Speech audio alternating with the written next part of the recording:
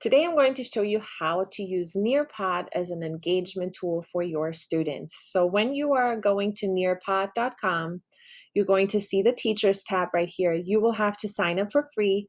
Since I have a login already, I'm going to go ahead and log in. On the left side of this, you're going to see different libraries. So there's already content that has been created that you can use, but you can also create a new lesson as well. There are two options. The first option is to use Nearpod. The second one is to use it in Google Slides. I personally find it easier to use Google Slides, so I'm going to go ahead and click on Google Slides. And the next step is for you to add on Nearpod as an add-on. So right here you can see that there are add-ons. You would have to click on to get add-ons for Nearpod. Since I have it already, I can just go ahead and open Nearpod.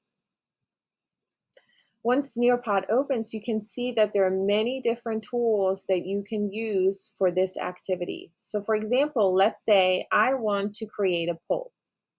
So once I do this, I'll add on a new slide and you can delete the first one. Maybe on the first one you have your, let's say, agenda.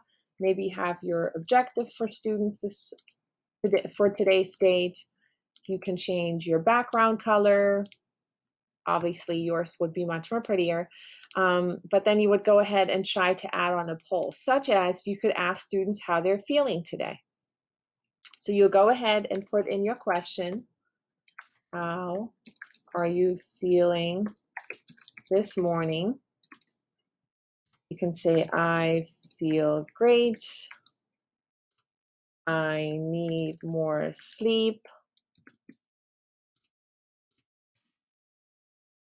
I am so excited to see you, and just different, obviously, things like that. There's options to add timers. I usually don't. And you can also obviously add any videos, media, or any different images as well. So then you go ahead and click submit. And then you will see that your poll is right here. The next thing you can also do is you can add a matching activity, for example. So go ahead and open up a new slide and you create a matching activity. For example, let's say we want to match different functions. Match the correct pairs. So let's say I want to say y equals mx plus b. So over here, I can go ahead and add an image. Plus B, search for it, and then I can put in an image. Let's say I want to put in this one, or I want to put in any of the other images really work for this. Go ahead and click save, and then click done. Then you can go ahead and add more pairs, such as y equals x plus 5.